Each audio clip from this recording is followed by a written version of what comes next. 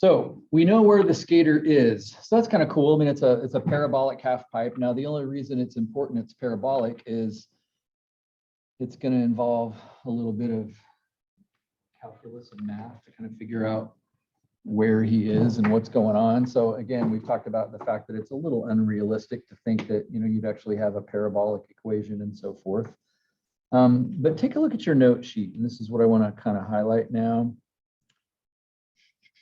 Dynamics formulas. What we're really talking about is this. What we dealt with last time on Tuesday is the fact that the sum of the forces in X, Y, and Z may not be zero. They may actually be moving.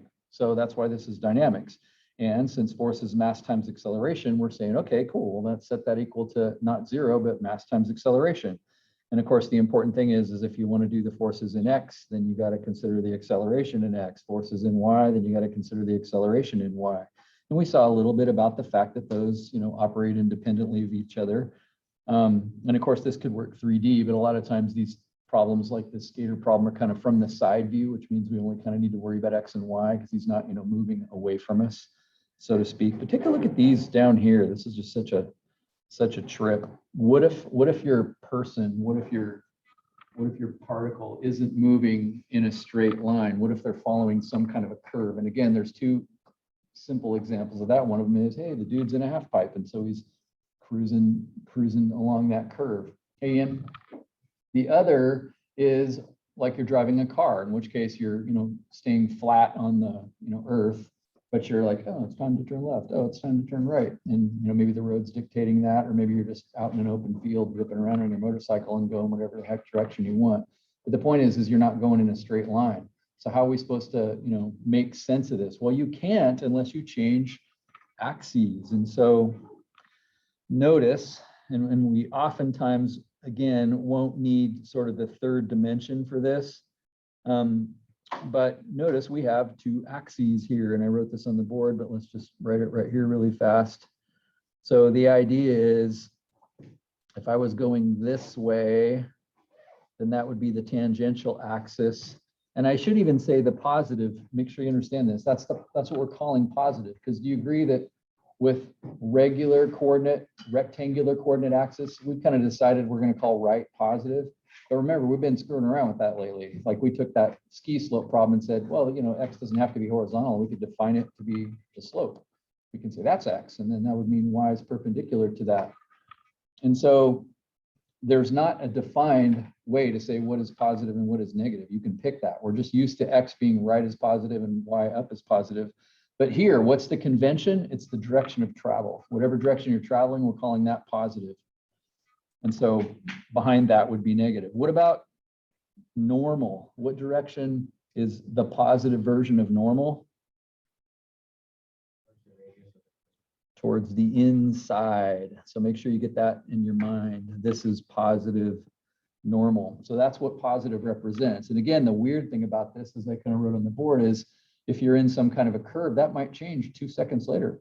I mean, you could go straight for a while on the road, but you could turn right and then you could turn left. And you know, I'm also kind of talking about kayaking. Kayaking, you're never going straight. Like something's knocking you off, or you're choosing to go off on your own kind of automatically. And so it's really weird that, you know, you can actually have a coordinate axis that just kind of goes everywhere. So what do we call that, the row? The radius of that is rho. The entire radius. Exactly. So depending on where you are, you might be on a small or a large radius, and that's exactly right. So the radius of that is rho, but those are just the directions, and those are, you know, forces, if you will. Notice this is very analogous to what we just did up above, right? Isn't it the same formula? It's exactly the same formula, except one is forces that are tangent and accelerations that are tangent, and one is forces that are normal and accelerations that are normal. And didn't we kind of play with that a little bit? So let's jump into this and kind of see where this leads us with respect to this skate dude. Where'd you go, skate dude? Is that you? Nope, that's not you.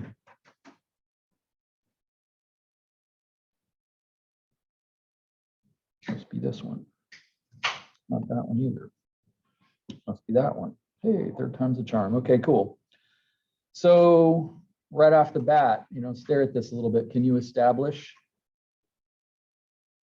where normal and tangential are here based on, the picture and also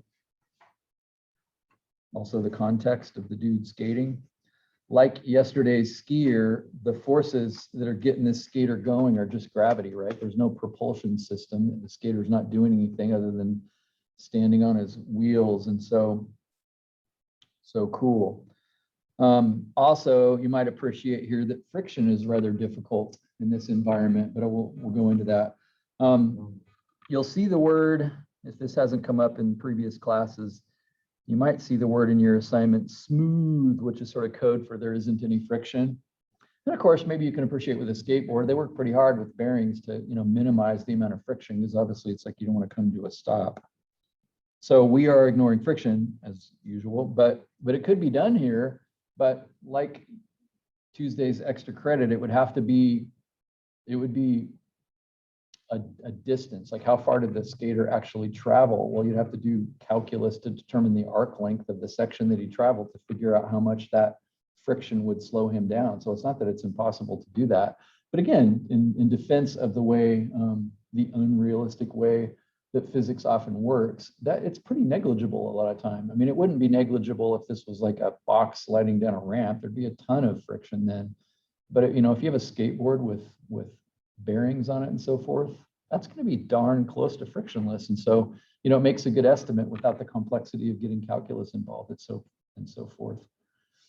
Let's see. So what are we supposed to figure out here? So we got this 48 kilogram skater. Remember, that's not a weight. That's actually a mass. And so again, force times mass, force equals mass times acceleration. Maybe I'll calculate that right now. I haven't even read the question. I'm just kind of thinking out loud here. Force equals mass times acceleration. So if his mass is 48 kilograms, and notice that puts me in metric world, so 9.81 meters per second squared, and then that gives him an actual kind of a weight is would maybe be the right word to say that. That gives him a weight of 470.9 newtons. And so I'm kind of just storing that away. I assume I'm going to need that for something. But given the fact that he's on an angled ramp, just like the skier was on an angled ramp yesterday, that's what's going to cause him to go downhill, because some component of his force is going to go downhill and some is going to go, elsewhere. Well, let's kind of play with that for a second. I mean, let's draw a free body diagram. Would you agree that right there would be the 470.9? That's always going to go down. That's not going to turn tangential and normal and so forth. Gravity is going to go straight down to the center of the earth, like no matter what orientation you're in. That's really cool. But in the end, what am I trying to do here? I'm kind of trying to convert this to, well, that tangential point that he's at right now. So if I kind of draw that over here in the same angle, are you good at recognizing, do you understand that 470.9 is going to be the hypotenuse? You're not going to get any larger forces than that. But that would mean some component of his force is going this way and some component of his force is going that way. Notice I drew those head to tail. So it's those two vectors added together that give me 470.9. And do you see this is effectively the tangential one and this is the normal one now relative to the axis that I have drawn up there where the skater is? Do you agree with that? So what I'd love to know is like what part of 470.9 is split into normal and tangential, but it's like, how am I supposed to figure that out? Anybody have any brilliant ideas? How am I supposed to know what that angle is? It doesn't tell me.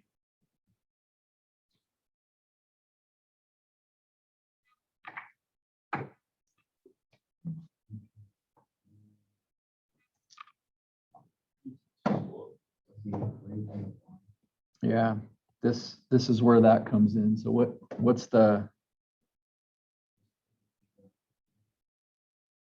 this is where calculus comes in, because can't you find the slope on a curve any place you want? And if you know the slope, can't you inverse tangent your way to the angle?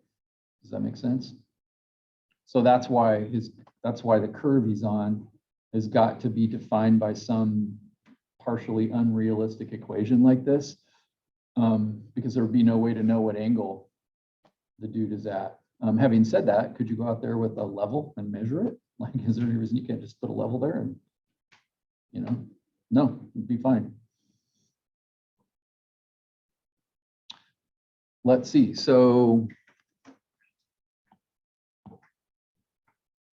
y prime, notice that's an easy equation to work with. If I take the derivative according to the power rule, wouldn't that be 0.25x? And then minus 2.25, the x would be gone. And so there's a slope finder, right? Isn't that what calculus gave us, is a slope finder? And so notice there's different slopes everywhere you are on that curve. And so notice the answer to this question is not like 7. It's basically saying, well, that depends on x. Like, where are you on the ramp? And then it's like, oh yeah, of course that makes sense, because different places I'd be at different slopes. So where are we? Notice it's calling for x. We're at x is 12. And so I say, okay, cool. Then let's figure out what y prime of 12 is. When I throw 12 in there, fortunately, a quarter of 12 is 4. 4 minus 2.25 is 1.75. A quarter of 12 is 3. 3 minus 2.25 is 0.75. Now, can you look at the graph and go, hey, that looks about right? Sense making, most important part of all math. First of all, that red tangent line that I drew, it's positive, right? So the fact that I got a positive slope is good, because he certainly has a positive slope. If he was over here, I'd have a negative slope, right? At least I should. And then right there at the bottom, it'd be a slope of 0, wouldn't it? Be level. And then, 0.75 is reasonably close to 1. 0.75 is, what is that, 3/4? So, if I rise 3 and run 4, doesn't that look about right? I mean, do you do that? Do you stop and do that kind of stuff? Hey, that makes sense.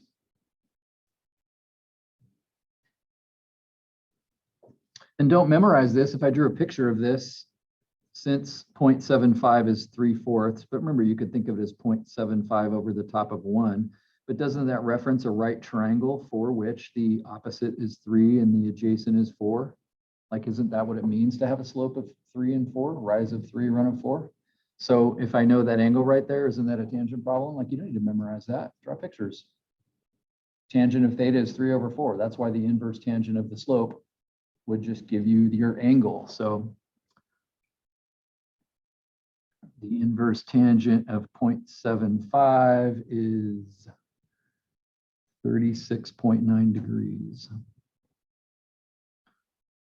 So that feels important. So I'm kind of making a note of it. Do you understand where that goes? Where does that go in this picture? I don't think that's necessarily obvious. Do you understand and agree that it would be this?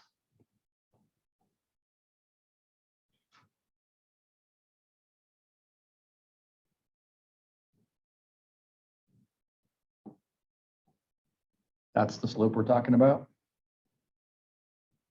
It's a positive angle, right?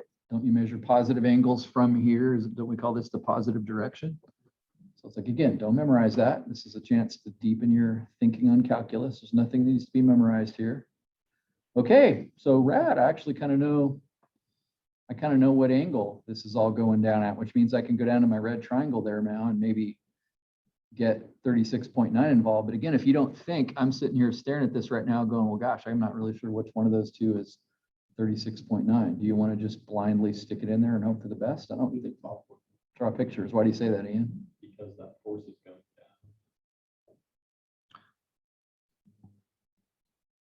down. Yeah, so I'm sort of feeling like I got to add some other stuff here. So if I kind of add that horizontal line and I add this line, then isn't that the 36.9 degrees right there? And then do you agree that this is a straight line? So is Ian's conjecture right? Do you agree with him or disagree?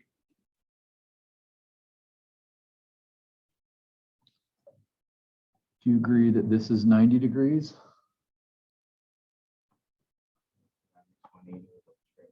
So that makes 180 with all three of those angles. If I add this angle to it, that makes 180 degrees. So it actually isn't. That top angle isn't 36.9. frankly, when you said that, Ian, I was thinking to myself, I almost said, you're right. Then I thought, well, why not draw a picture and kind of make sure. So actually, that means that the 36.9 is actually down here. Actually, or you could just say 180 minus 90 minus 36.9. So that means that angle is, what is that, 52.1?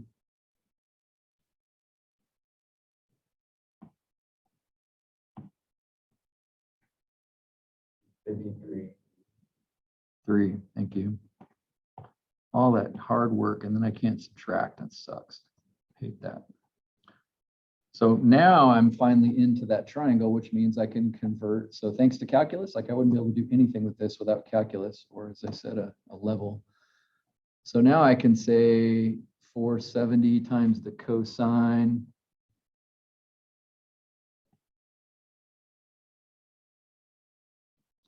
of 53.1, which is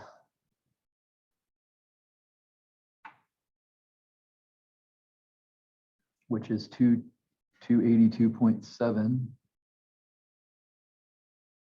newtons. So that's kind of the tangential direction.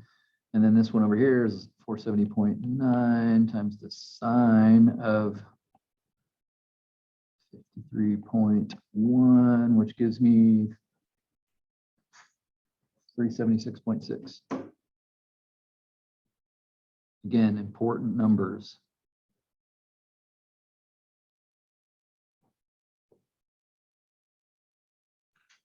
So notice that kind of tangential force is positive. Do you agree with that?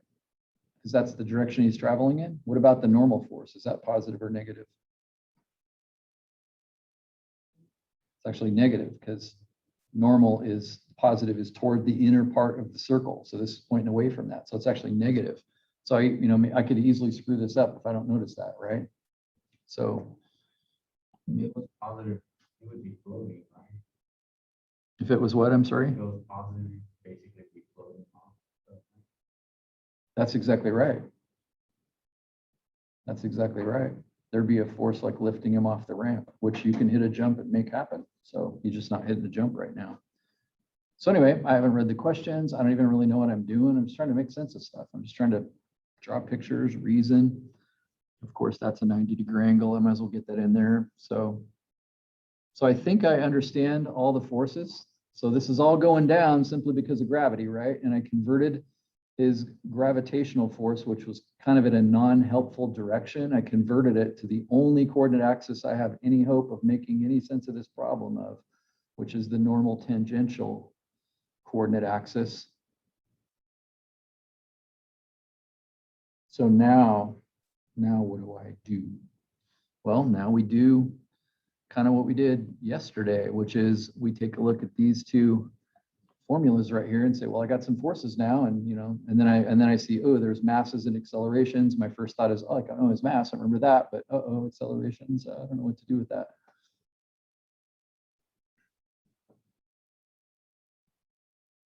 So,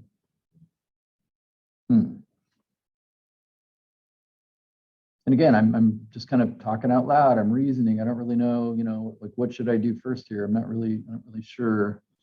So I don't know, let's just wait in. Let's see, we got the sum of the forces in the tangential direction, which is mass times acceleration tangential. And so let's see, what would that be? Well, I only have one force in the tangential direction. We just said that was actually positive 282.7. So that's the sum of all the forces tangential.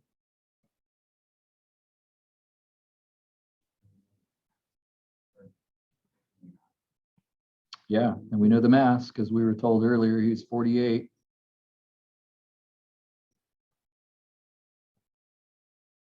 He's 48 kilograms. So I like that equation.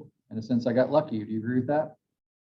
Because, hey, cool, an equation with only one unknown, which means I can actually figure out his acceleration. Isn't that kind of cool to think, he's going down the ramp. First of all, do you agree by personal experience, if you start rolling down a hill, you're going to go faster and faster and faster. So wouldn't he have a positive acceleration, a positive tangential acceleration, because he's going to go faster and faster and faster? So 282 divided by 48 gives you AT of about 5.9.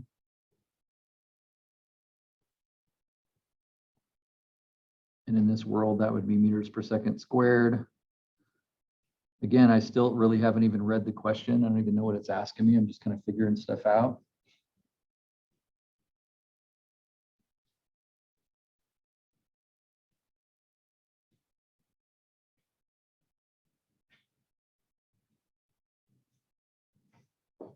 So, encouraged by my success, I'm continuing on to forces that are in the normal direction, which is mass times acceleration in the normal direction. So my forces in the normal, we said, were negative 376.6.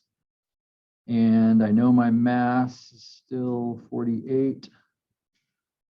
And I'm multiplying that by the acceleration normal. And so I'm very happy with this equation too. However, there's one problem here that I overlooked. Does anybody know my free body diagram is actually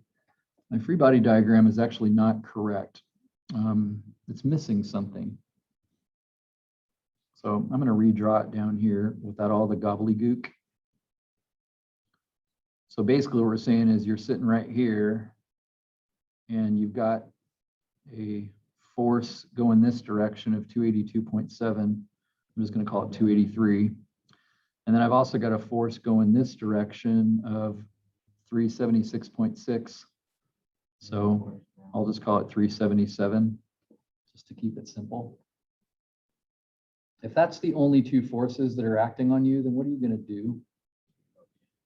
Aren't you going to go down? Like, aren't you falling through the air? Now, do you agree the 283 is the ramp sending you in that direction? But what else is the ramp doing? Because you aren't just free falling, right? If I just put you up in the air in a skateboard and I set you out the window and let go, you're just going to go, 470.9 gravity. You're just going to go straight down, right? But the ramp said, no, can't do that. You're going this way. So what's missing from that drawing then? Of course, And this happened with the skier yesterday. force going up, but at an angle. Isn't the ramp not going to let you do the 377? It's not going to do that. So what is the ramp doing to you? It's pushing against you. Again, you're very happy about that right now. Don't forget you're on the 3rd floor. If the floor was not pushing against you, you would fall to the 1st floor and that class would be dismissed. We're over. We're done. We don't have to learn this stuff. So the 377 is what we feel. Do you agree that's an easy thing to miss? Now, personally, I can miss that by accident. I didn't in this case, but I often do. So I'm going to call this the normal of the ramp. So my free body diagram wasn't complete. We've been talking about that a lot in this class, but it's like if free body diagram isn't right, you're not going to get any problems right. And that's an easy one to kind of overlook. Notice there's nothing kind of pushing back against the 283. It basically redirected you. But remember, the normal force pushing away from the ramp is the acceleration. That's the same direction as the acceleration normal. Remember, we said that's the direction changing acceleration. It's not the speeding up acceleration. It's the direction changing acceleration. So thanks to that free body diagram being incorrect, basically all of my conclusions here would have been wrong. So if I go back up here and get my normal force of R into that equation, now it's correct, but I'm not very happy with this equation now, right? Because now it's got two unknowns. But don't you know that since you're not falling through, it has to equal 0? The normal force minus the 376.6. That's a good question. Do you think the normal has to match the downward force? Now, my first thought is, well, yeah.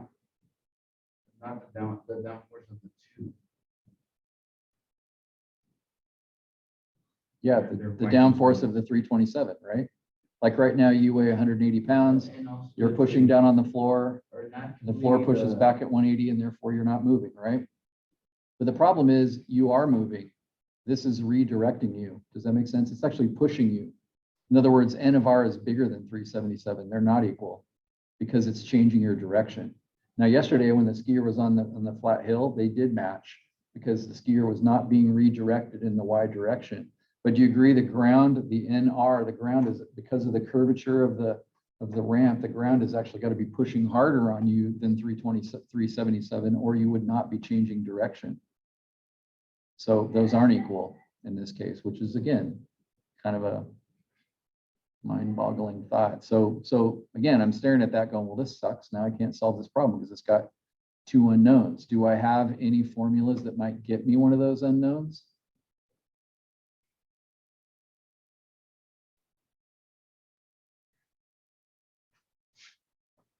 Question, is the normal force on the ramp put in the right direction? Yeah, because it's got to resist the 377. It is pushing you that direction. And now remember, what if I got it wrong? It just means you'll get a negative answer. It's not going to change the outcome. It's just going to mean like, oh, you got it wrong. Wouldn't it be just? I'm thinking it's gonna be straight up and it's gonna get the Y component. No, because it's got to be perpendicular. The only thing it can do is push perpendicular to you, which again, I don't think is obvious. But if your ramp is at an angle like this and you're standing on it and you're, it's like so you're a skier and you're standing in the bowl and you're like on this really steep slope, the ground cannot push you up. It can only push you straight away from it. That's all it can do. So that's why it's called a normal force, by the way. It's 90 degrees to the ramp. Otherwise, it'd just be some old force. But it has to be 90 degrees. It can only push 90 degrees. Well, what about this dude? Wasn't that really our only way to find normal acceleration? Maybe we could find that. I don't see any formulas that kind of produce the N of R. And we were given a velocity, so notice, and you should appreciate that how hard that pushes is dependent on velocity. So I need, this recipe calls for velocity and rho, the radius of curvature. I know the velocity because they gave me that, 8 or something like that, I can't remember. Do I know rho? Do I know the radius of the location that I'm at? Okay, yes, you have the. I don't know it, but I have that equation that can tell Yeah. me based on derivatives and such, right? So that's my way out of this mess. I've got a couple other tools from a previous section that I can use to figure this out. So, and again, I still haven't even read the question. I don't even know what this is asking me. I'm just trying to figure stuff out. Just playing, having a good time. Let's see. So, A of n is equal to v squared over rho. I was told in the problem that his initial velocity or his velocity, and notice it's his velocity at the right location because his velocity is constantly changing. And so, I know the velocity at the right spot. So that's 8, and the units aren't weird. It says meters per second. So that's cool. So I can throw an 8 in there, and I need rho, but rho is discernible based on the equation 1 plus the derivative evaluated at 12 squared. Well, we did the derivative evaluated at 12 earlier and got 0.75, right? The slope. So it's like the slope squared, 0.75 squared. I take all of that and raise it to the 1.5 power. And then I divide by the absolute, and I don't know if we'll need that this time, but the absolute value of, well, the second derivative. I never figured the second derivative out.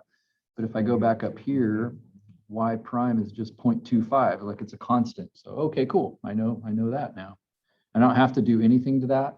If it had been negative, I treat it like a positive because there's no such thing as a negative radius.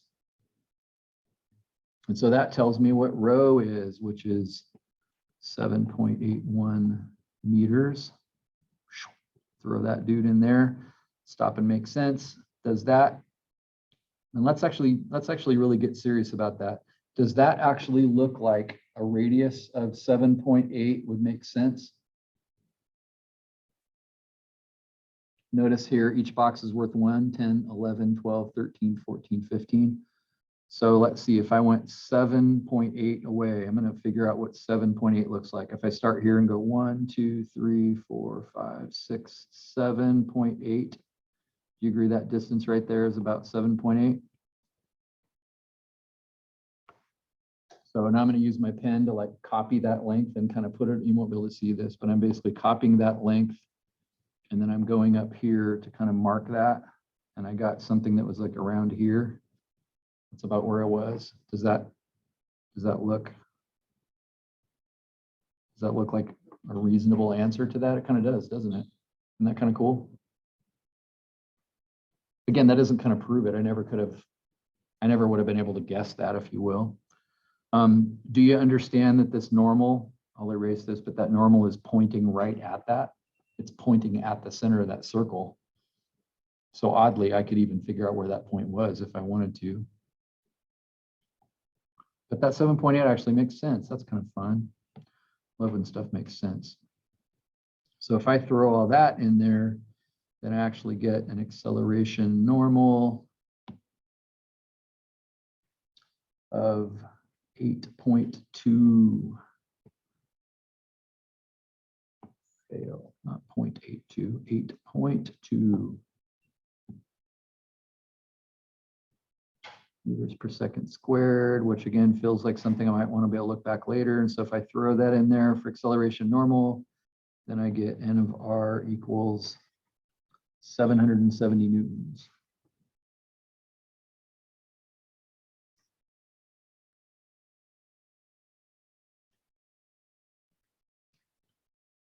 About.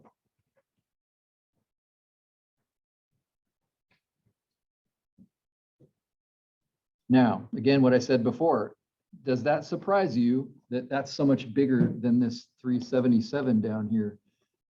The answer should be no, because it is redirecting you. The slope is saying you can't go straight. Remember, objects want to continue in the same way they're continuing. In other words, if I shot something through space, it's just going to go straight through space, unless something else acts on it, like wind or a gravitational field or something like that. Well, in this case, this skater basically wants to go this direction. Do you agree with that? At this moment, the skater wants to go that way. What does the ramp say? No, you're going that way, right? So it's got to push harder than 377 or it will indeed go straight. Do you agree with that? And that's exactly what it did on the snow yesterday, because he did go straight and they were equal. But in this case, not equal. It's got to be bigger. So I knew this answer was going to be bigger than the 377 that we got there. It makes sense that it would. And so that's being pushed on pretty hard. Notice it's doubling the force. Does it make sense his legs could potentially not be strong enough to resist that? It's interesting. So cool. I sort of think I understand what's going on. What was asked of this problem? Find the normal force. I said N of S up here, so that'd have been good if I read the problem. So I'm going to say, I used N of R. I think I S for slope or something like that, but I was thinking ramp. And normal and tangential components of his acceleration. I think I found all those, didn't I? So it's actually those last three answers were sort of found all of them by accident, if you will, without really reading the question, just because I figured out everything I could figure out.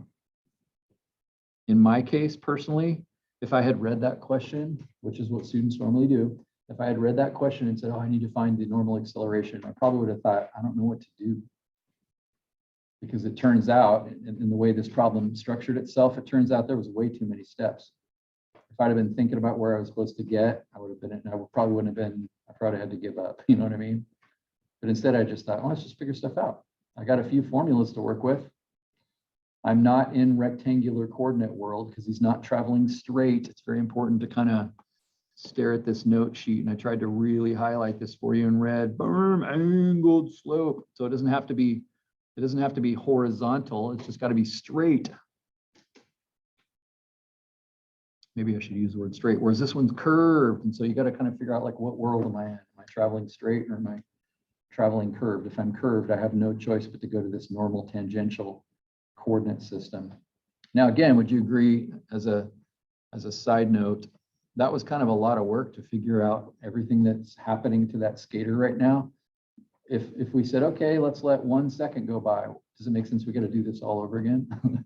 You got to start over because he's in a new location now, which means everything's changed. The angle's not the same. Kind of interesting, isn't it? So, you know, as neat as this is, and I will show you this in a little bit. Perhaps you've played enough with Desmos to say, I bet I could go back in there and let 12 be a variable. 12 is a slider.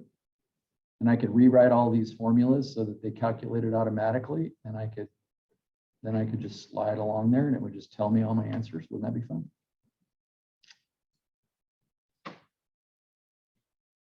Is the f of b equation? The what? Oh, yeah, that's kind of weird. I use the language of the book, but notice in a sense, we kind of thought of this as kind of like an XY axis. That last B is kind of like him going toward us or away from us, which oftentimes he's not. Like, so in this problem, I said that's equal to 0. There's no forces trying to get him to come toward us or go away from us. Because you can appreciate the complexity of this problem. If we not only said he's going down the ramp, but he's also turning in a half pipe, you don't have to go straight down. You could actually be angling across. Doesn't that feel like, oh, that was already too hard. I don't want to include that. But oftentimes, you know, interesting questions like this can be reduced to 2 dimensions. So that's an awesome question.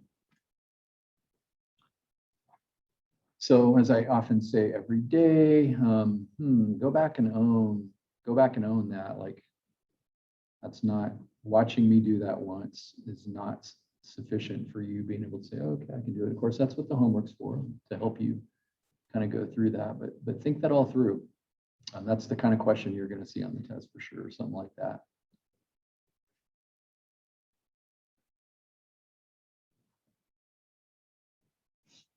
I mentioned this once before, but I was describing at Mount Bachelor the compression jump, which was a place in the mountain where they cut a road into the hill, and so we were skiing diagonally across the hill. But it's kind of cool. It's like, oh, I'm flat, you know. It's like kind of a beginner run, and so you're just kind of following this road that's been cut into the hill. It's really great. But because it was cut into a hill, there was this really rad ramp, and then the cinder cone took off. And so what we do instead of going like this way, going down the road, is we come ripping through the forest and fly off of this. So we go and fly through the air track, see who could go the furthest down the hill. And I told you this, but the first time I did this, so I landed and I'm going really fast. I don't know how fast I was going. But then, of course, you know, I'm skiing here. I'm still a stick figure artist. So I'm sitting right there, and when I turned this corner, the amount of normal force that was basically saying, you're no longer going that way. Does it make sense? When I was here, life is good. I'm having a great time. But when I got here, the amount of normal force on me was so large that I could not stand up. Like, my legs were not strong enough, and I just buckled and like fell into the snow. Of course, at the time I was like, whoa, whoa, whoa. I didn't understand it. And in some respects, I haven't understood it until I, taught this class for the first time a few years ago. But that normal force, because this represents a gigantic change of direction. Can you appreciate if the slope actually did this? I wouldn't have experienced very much normal force. And if the slope was like this, you would experience 0 normal force, because there's nothing getting you to turn. And so that's great. I can feel that. But if this is sharp, you're going to experience a huge normal force because you're being shushed super hard to change directions. Does that make sense? Yeah, where is your row point? Is that the shorter the row is what causes it? That's exactly right. Because A of n is v squared over rho. And if rho is tiny, what happens when you take a number and divide by a tiny number? It gets big. And that's what's happening here. Would you agree this is a tiny rho? It's a tiny circle right there. So I'm dividing by a really small rho, which makes that normal acceleration really big. And the normal acceleration was part of the formula that produced that. So your row would just be the one towards the center of that circle. Yep, that's exactly right. That's rho right there. So it's really cool, like, to understand it as opposed to just kind of survive it. This is neat stuff. And also keep in mind, this also works horizontally. So let's say I'm driving along in my car I'm going straight, and then I said I want to turn. What happens if I make a pretty subtle turn? Now again, Oh, I'm yeah. turning the wheel, right? There's a force being applied to send me in this direction, but as long as it's subtle, I kind of don't even notice, right? But what happens if I get here and I'm like, you know, I'm going 50 miles an hour, I'm like, I don't know about you, but I always push it says 30 miles an hour on the corner, I'm like, oh, you can 50 on that, right? So, you know, I'm turning super sharp. Well, again, what does my body want to do? Just like that skier, it's thinking it's going that way, right? Right now, my body is perfectly comfortable with the relative axis of the car. And so I'm inside the car. And so when I turn the car this way, the car is now going that way, but I'm not. I'm still going that way. So I experience a very strong force, like I'm banging against the side of the car and falling over into the passenger seat because, you know, I kind of don't want to go that way, right? So the cars are really having to work on me really hard. In that case, would your normal force come from the car? Yeah, that's exactly right. So it'd probably be easier to experience if you thought of yourself as turning right. This would be right on the left-hand side of the car. So if I turn right, then the door is going to shut on my arm, right?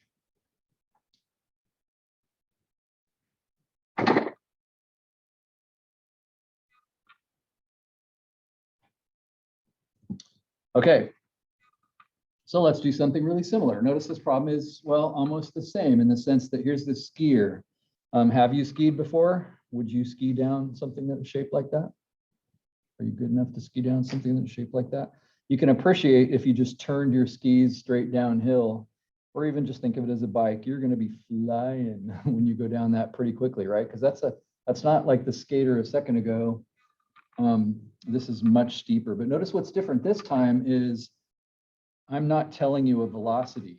I'm just saying you start up there, we'll say 18 meters up in the air. Notice his weight is 10 kilograms. That means we're in metric again. So he's up there 18 meters off the ground, so to speak. And so he starts at 0, just like yesterday's skier did, except for today he's going down a curved ramp, not a straight ramp. Again, nicely defined by a parabola. But notice you have no givens here. Last time I told you that, you know, I told you a location and I told you he was going 8 meters a second, like that just came from nowhere, right? Oh, 8, oh, cool, I'm glad you told me that. This time, not telling you any of that. You don't know any of that stuff. Your project that your syllabus refers to is the last sheet of paper I gave you, which is really interesting, but this is the knowledge that's going to allow you to get that project right. So this is cool because this is not new. Like what I'm showing you here, you already know, well, most of it.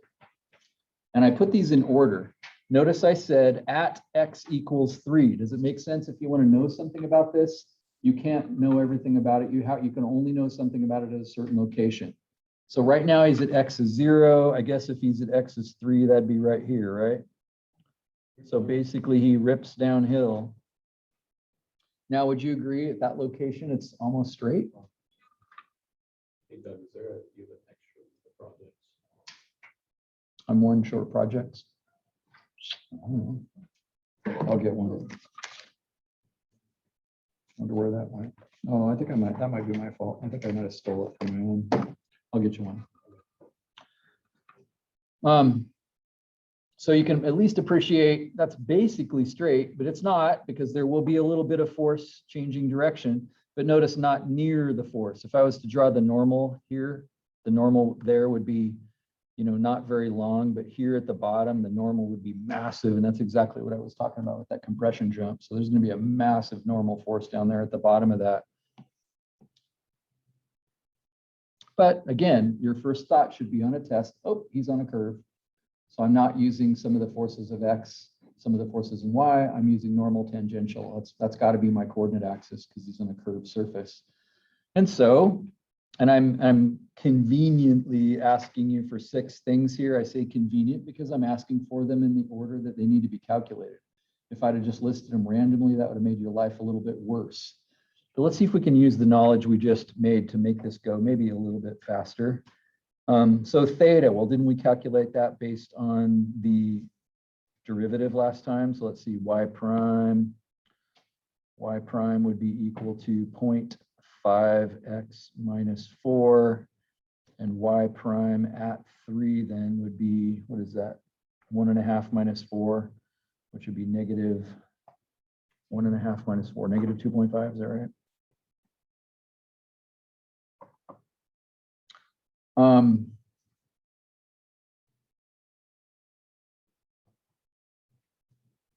No, something's wrong. 2, 3.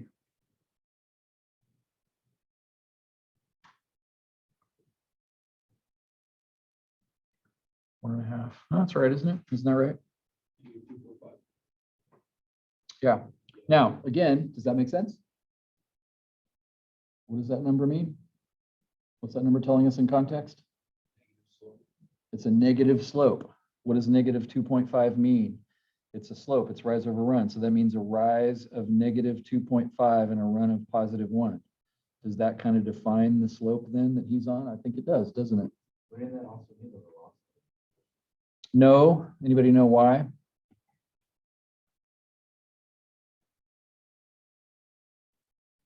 The reason is because we just found dy dx, not dy dt. Velocity has got time as a component to it. That's a wonderful, wonderful conjecture you just made.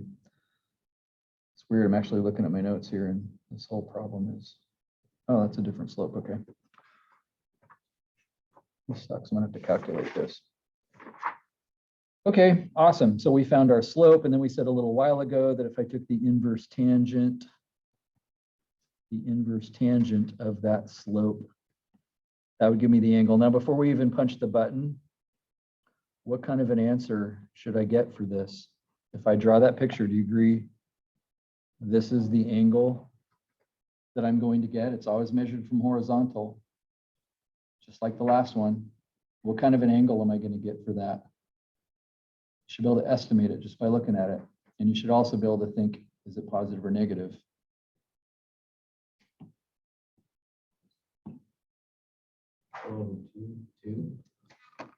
Second tangent of negative 2.5. I got negative 68.2. Do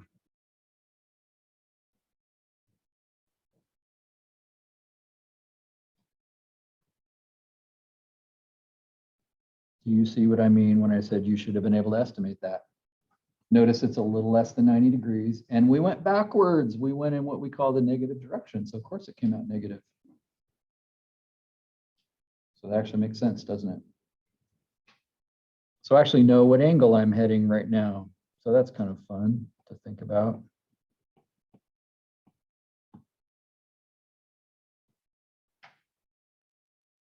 Sweet. So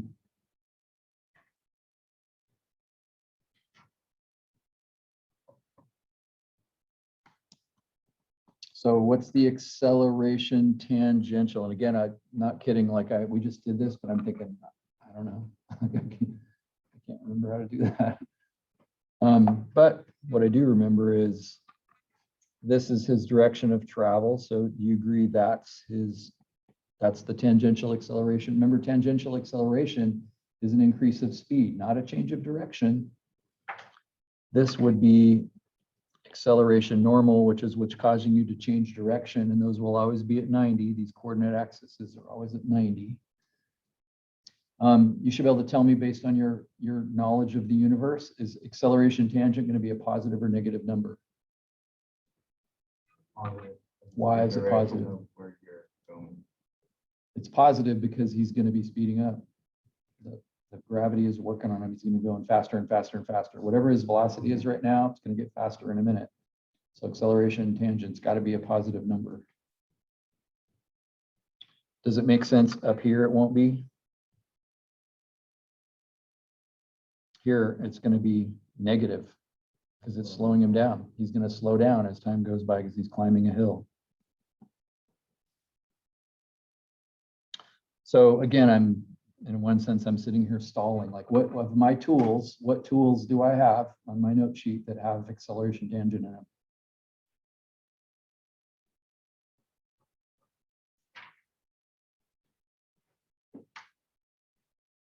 Blurt it out.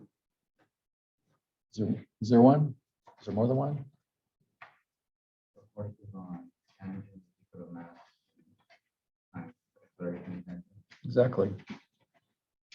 have mass and you have the force that's applied down as from there you have the angle. Okay, fine. So if I know all the forces that are tangent and I know his mass is 10 kilograms, then maybe that tool, maybe that algebra formula will allow me to figure that out. Wouldn't that be cool? What do I have to be really careful about with these problem that I screwed up on the previous problem? Don't use that angle. I need a good free body diagram because remember I got to get all these forces, and if I'm missing one, like I'm going to screw this up. So it's free body diagram time.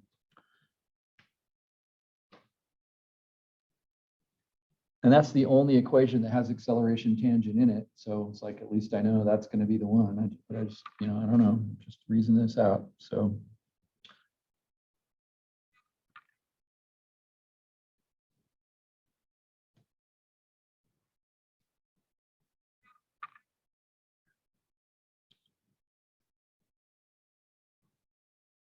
So that'd be force tangent. Trying to draw on that same as before. And then like, well, I don't know any forces. You your mass. Well, not your mass, but your weight. Exactly, gravity, just like last time. What's causing this dude to get moving?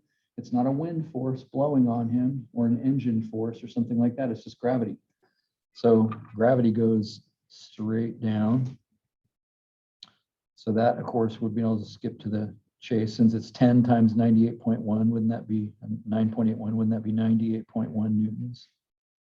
So I'll just say G for gravity there. That's the force that's involved. And like before, I need to convert that, which is in the wrong coordinate system. It's not in the coordinate system I have any shot at working with. It's in the Y direction, but I don't have a Y direction. I only have tangential and normal directions. And so that's my tangential direction that I just drew. And this would be force in the normal direction, right? And again, are you good with the head to tail thing? The 98.1 has got to be the hypotenuse because none of the other ones are going to be bigger than that. That's the biggest force there is. And I'm going to get some lesser amount of each of those. Now, what we just figured out a second ago was that theta is this angle right here, right? 68.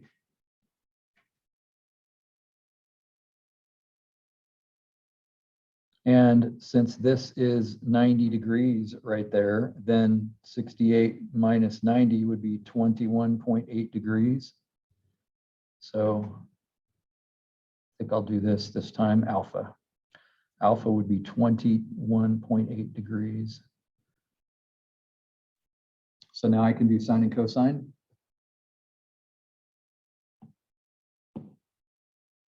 So I can say the force normal would be equal to 98.1 times the sine of alpha. Notice my picture. My picture being drawn decent is helping me get all this sorted out, right? If I don't draw a decent picture, this is going to be rough. So 90.1 times the sine of 21.8. My machine, oops, I typed the wrong thing in. Machine says that's 36.43. And my force tangent would be the same thing, except cosine, 98.1 times the cosine of 21.8 degrees.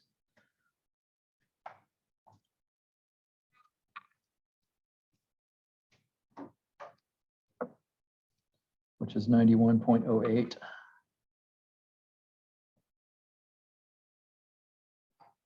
So those are important numbers. And so now I've actually got tangential forces. If this is my free body diagram,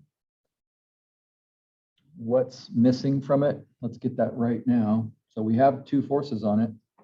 Normal force from the ramp. Yeah, the normal force of the ramp, which is pushing out. So this time, because it's a skier, I'll say normal of snow.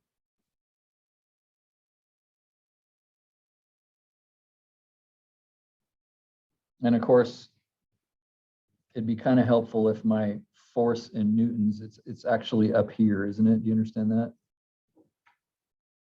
It's not like it's down where I had it drawn in that picture. It's like those are all pulling, those are all acting on this point right here, aren't they? So it's really these three forces, this way, and that way. That's the three forces that are acting on that particle, that skier. So armed with that, I realized, oh, cool, I only have one tangential force. So now I can go back up here and say that tangential force is 91.08. Is it positive or negative? Positive. Why? Going down. Because that's the direction of travel. Direction of travel determines positive. That line is going in the direction of travel, so it is positive. That's exactly right. But that's tricky, right? Like I'm used to positive being left and right. Very hard for me to get out of that mindset. So I have 91.08. And I've got a mass of 10 and I've got acceleration tangential. Hey, that's what happened last time. I like that. I like that equation because that's all the unknowns. And so dividing by 10, I get 9.11. So my acceleration tangential is 9.11. That'd be meters per second squared. And so bam. Got it.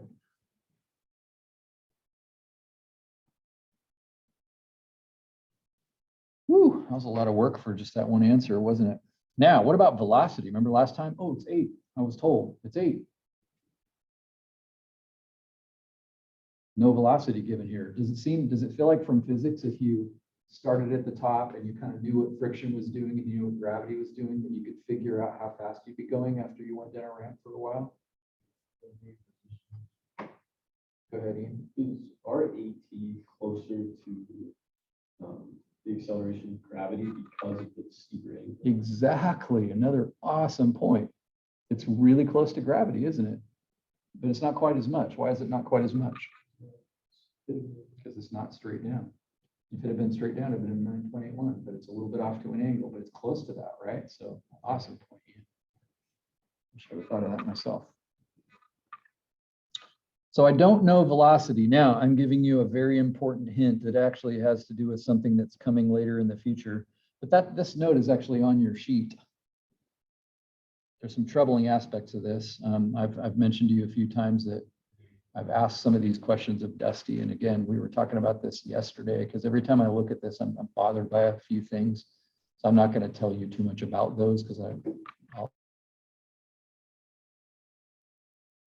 about this. And so I was in there bugging him about this yesterday, totally stumped, like he was stumped by this. And we sort of figured it out together, which was kind of fun, I think. And later on in this class, we'll be talking about conservation of energy, which is something you would have tackled, at some point in the past. What's going on here? Internet is unstable. What does that mean? I'm kicked out. Not kicked out.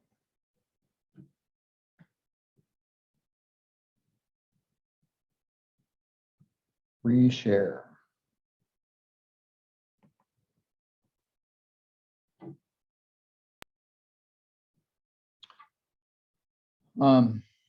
So suffice it for now, that equation is a quick way to get velocity if you know acceleration and position. So let's see, what is that saying then? So my actual velocity squared is equal to my initial velocity. What's my initial velocity for this particular problem? Maybe 0 or 0, because he started from rest. And notice I said that up there, started from rest. So that's good. And then plus 2 times acceleration. But that doesn't say what acceleration. Is that tangential or normal, or does it matter? You should be able to answer this by reasoning. in the right direction, we have position and line. If it involves a velocity, if it's involving changing velocity, then which kind of acceleration must it be? Tangential. Tangential. Normal acceleration changes your direction. That's it. So this is changing a velocity. Velocity and acceleration are related. Well, there must be tangential acceleration. Hey, we know that. It's a good thing I asked it in that order. Does it make sense if I'd asked for V first? That would have been not so good because you would have had to know acceleration tangential to get the answer to that. So it's kind of nice that I asked them in a friendly order. And then what is S minus S0 or S naught?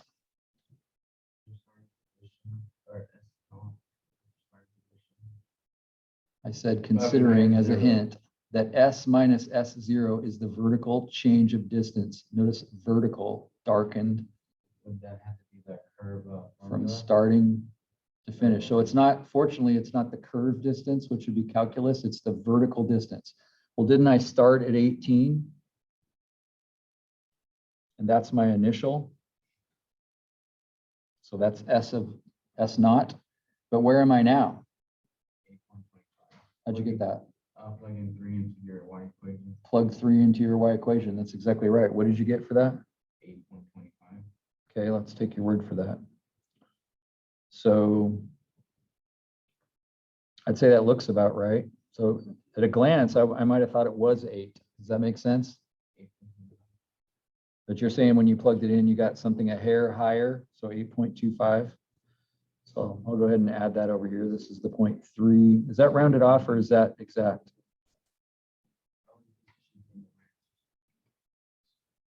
So stick in 3 into your original y equation. That wasn't given, so you got to plug that in and get it. And so it's 8.25.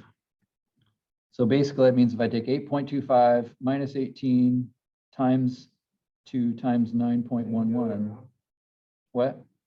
Oh, wait, no, I have it back.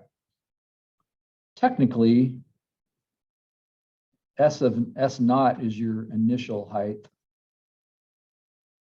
And S is your present height. That's the Yeah. changing one. Although I'm bothered all of a sudden here because if I do all this, I'm going to get a negative number and then I'm going to have to take the square root of a negative and it's not going to give me an answer. But wouldn't this be, the negative is just direction? Yeah, in a sense, it doesn't matter. I'm tempted to write those in the other order, but that's kind of the order it says to write them in. I'm also thinking, is the 9.11 negative here? Because that would fix it, wouldn't it? In the sense of normal tangential, it's positive. But in the sense of vertical, horizontal, and because we're actually talking about vertical right now, it's actually negative. So I don't want to muddy the waters with this, but technically that 9.11 would be negative, and so it actually would be okay. So if I take 2 times 9.11 times 18 minus 8.25, I get 177, and if I square root that, I get 13.33.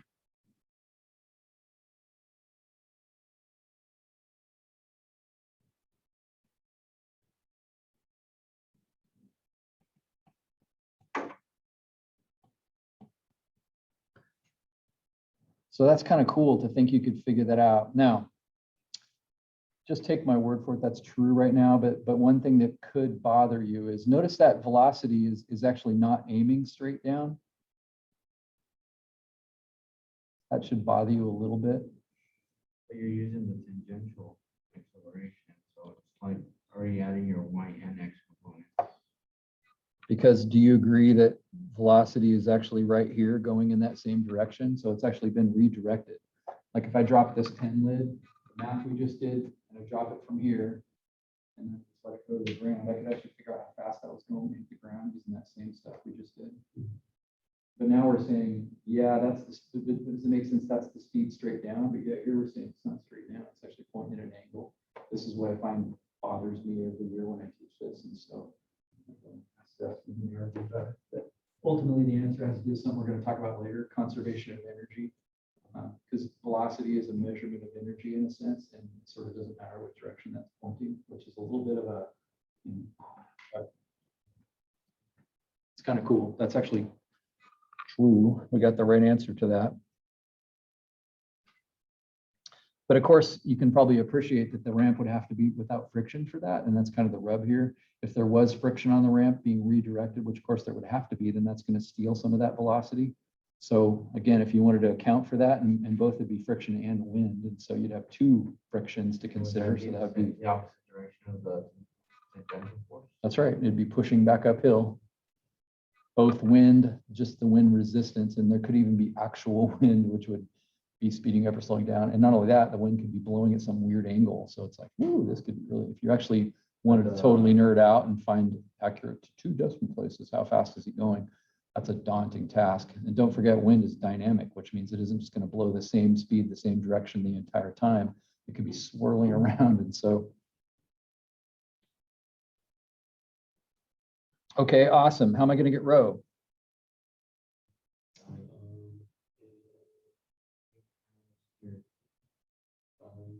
Again, if you consult your tools, you only got 3 or 4. There's only one that's got rho in it. Acceleration. That's that derivative, second derivative stuff, right, that we just did. Yeah, You have it. So I already got the first derivative, right? So now I need the second derivative. Since the first derivative was 0.5x minus 4, the second derivative is just 0.5. So rho would be equal to 1 plus the derivative evaluated at 3, which was negative 2.5. But that's being squared, so that'll take the negative out of it. And I'll take all of that, raise it to the 1.5 power, and then the second derivative is a constant 0.5. So 1 plus 2.5 squared is a number. I raise that to the 1.5 power. I divide by 0.5, and I get 39 for rho. 39.04. That would be meters. I won't take the time in the interest of time to make sure that makes sense. But at very least, you should say that's a big number. But remember, that's almost straight.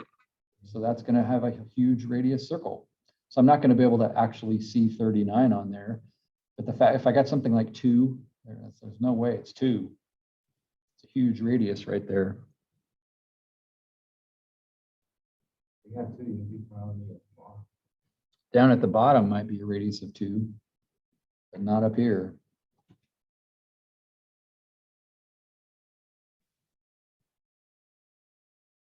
So other than the velocity, we're redoing the problem we just did. There's nothing new here actually, but I think seeing it twice is certainly helpful. So acceleration normal, what are my options for that? I actually have 2 options for that. Do you agree? I have acceleration normal equals v squared over rho. I have that option. But then I also have that sum of the forces normal, which is equal to mass times acceleration normal. So I actually have 2 places where I could get that. All right. Which one should I use? They're both true. Use them both.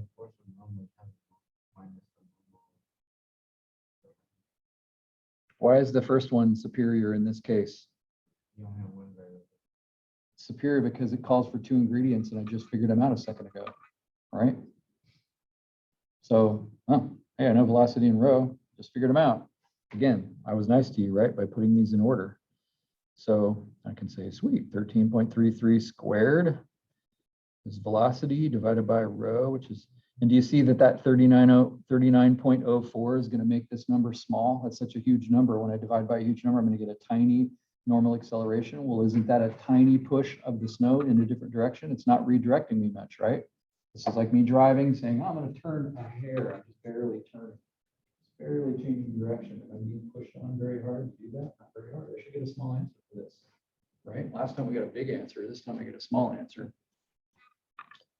13.33 squared divided by 39.04. I get 4.55. It's acceleration. I've been lazy about units, but I've noticed everything is in seconds, everything is in meters. Nobody's messing with me, so I can get away with that out of laziness.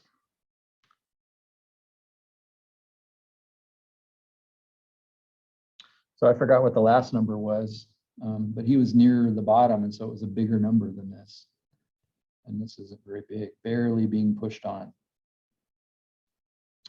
Lastly, that normal force, the normal of, I said I was going to call it normal of snow, but down here I see it's written as normal of R. I'm not sure why I'm calling that R. Just normal. Normal to the ramp. I don't know, what was I thinking there? I don't know. But that's where this last equation comes in. I got to take all my normal forces. I look at my free body diagram and I see I've got N of S. No.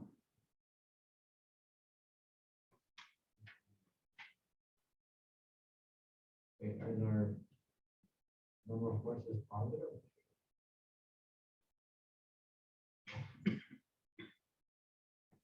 It'd be negative, right?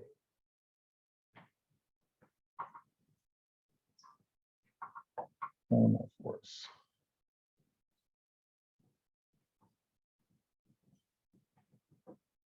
Woodpecker? That is a bird. Not sure what he's doing. It's a bird. I'm suddenly, just to think out loud a little bit, I'm suddenly wondering about this free body diagram right here. And I've got 3 forces on it, right? Those 3 forces. And I'm wondering if I didn't look at the wrong one for a previous calculation. I'm hoping I didn't. Before it was tangential. No, I'm okay.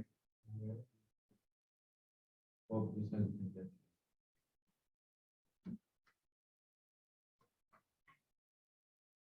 Yeah, so those other ones are the normal ones. And so I've got 2 of them. I've got force normal, which we calculated to be 36.43. Is that positive or negative? I'm just looking at my drawing up here. Is that positive or negative? Remember, this axis is defined by positive is aiming toward the center of the circle. So it's negative. So it's actually negative. Does that make sense? And that would have been probably a good thing for me to write down here earlier when I was thinking about this, because obviously that's going to make me get this whole thing wrong. Cool with that? So that's actually negative. And then I've got plus the normal of the snow, which I'll change to normal of R since that's what I wrote on that other spot. That's positive, and so that's pointing toward the center of the circle. So there's my 2 forces. There's 2 forces in the normal direction, but only 1 in the tangential direction. And then I've got mass 10 times acceleration normal, but fortunately I just figured out the acceleration normal. So again, I was Mr. Nice Guy by giving you these in the right order. So if I take 10 times 45.4.55, which is 45.5, and then to solve for N of R, I add 36.43 to the other side. 45.5. I think I get 81.93.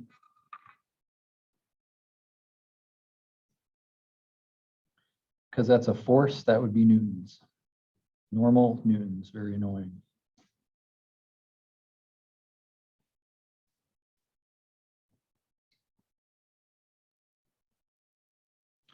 Notice that is a relatively small number. Remember last time it was 700 and something? This time it's only 80. That's because he's not being pushed very hard by the snow. Definitely a positive number though, right? It's definitely pushing him in that direction, but just not very hard.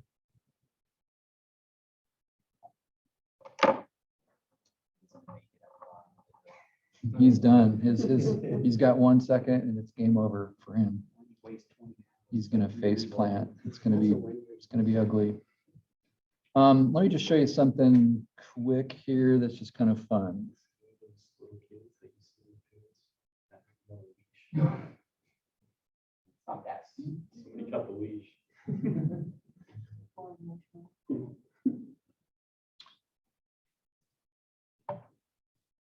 So I alluded to this a little while ago, but being the nerd that I am, I made it. Oh, I'm already logged in. Isn't that lovely? I made something called the dynamic skier. Yeah. This is actually your project, if I'm not mistaken. So take a look at your project now, which isn't due immediately. But what's good about the project and the reason I'm asking you to do this is it's got 2 different locations to consider, because I want you to stop and think about the difference between the two normals you get and the difference between the two accelerations you get. Just so stare at this. I've got this like moving feature here, so I can actually cruise along any place I want. And notice I'm getting updated answers. Right there, my velocity is 11. Let's see, I think this is metric. I actually don't know. There's nothing in here saying. But I could go find the 9.81 in my calculations, if there is one. Yeah, there's a 9.81 right there. So this is metric.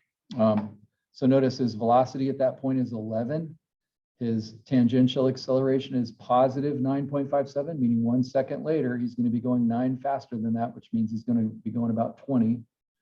And then his normal, why is that so small? 1. His normal acceleration is 1. It's almost straight. Does it make sense? That's his normal. So he's not being pushed to the right very much yet. Normal of S. What the heck is, oh, it's snow. Oh, that's what we were just talking about. Normal acceleration is 1 meter per second, but the normal of the snow is 50. So the snow is actually pushing on him 50. And then the radius of the circle, 123. Why is that such a big radius circle? Because it's straight. Like, isn't that circle going to be monstrous up there? And then his angle, A for angle, 77, negative 77 degrees.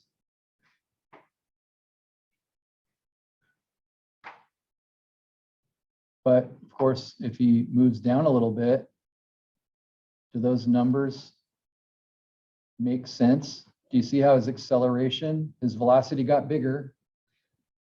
His acceleration got smaller because he's beginning to level out, right? The steeper you are, the more you're going to accelerate. His acceleration is leveling out. Notice down here where this is turning a little more sharp, his acceleration normal, his direction change is a lot more. Notice the actual force of that acceleration is up to 600 newtons now. The angle, the radius of the circle just got way smaller, and the angle also got smaller. So now I go over here. Which ones are negative and why? Suddenly some things are negative. Why are they negative? Because you're going uphill, so you're fighting gravity. You're fighting gravity, so you're going to be slowing down now. So your tangential acceleration will be negative now.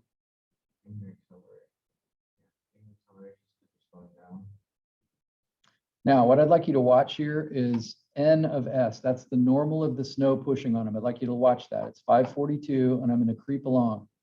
What is it doing? Positive, positive, positive, positive, positive, positive, decreasing, positive, positive, positive, positive, positive.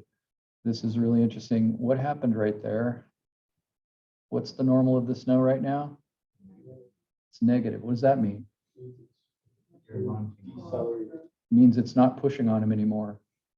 What does that mean he's doing? If the snow's not pushing on him, he's flying. Like he just left the ramp. Like if he got on this and said, this is going to be fun. I'm going to roll down here and go over the top of this, and I'm going to roll down this. It's going to be great. What actually happened? He flew through the air. Like he left the ramp right there. So it's important to understand that if his normal of the snow or normal of R that we've been messing with, if that ever comes out negative, that means you're not in the snow anymore. It's pushing negatively on you. At 0 would actually be the location he leaves the snow. Notice I have that noted right there. The skier leaves the ramp when that normal of the snow is 0. And so he's not going to know the rest of this exists. So what's the inflection point? Interestingly, they're not the same. Now, you may remember an inflection point in math is the change of concavity. Right there is concave down. So this is concave up, and this is concave down. The inflection point is right there. That's like the transition. You may remember from calculus, if you take the second derivative and set it equal to 0, it'll tell you where that is. They're not the same spot though, which is, I think, kind of fascinating. When I first made up these kind of fun problems to consider, I assumed they'd be the same. I assumed those 2 points would be the same, but they're actually not. And actually, I'm not sure exactly what that point is. Your inflection point is where it's equal to 0. You take your derivative of where you leave the ramp, you could get number, not 0. What I'm thinking, that's where you can find your answer. You may be right. So all I'm gonna have you do is, I'm just saying, you know, find all that information over here and then find it all again over here, but take a little time and stare at the differences of the two numbers. Stare at your velocity in one spot, stare at your velocity in another spot, and kind of say to yourself, that makes sense. Stare at the acceleration tangent in two different spots and go, that makes sense. Like that's the point of this project. The other thing I'd advise is just based on, you know, based on expedience, like do it fairly soon, because we just did this. Like it's the same problem we just did, but just do it twice for the same situation. But my intention in this is for you to learn something conceptually from it, not just to do yet more questions. Does that make sense? All right. So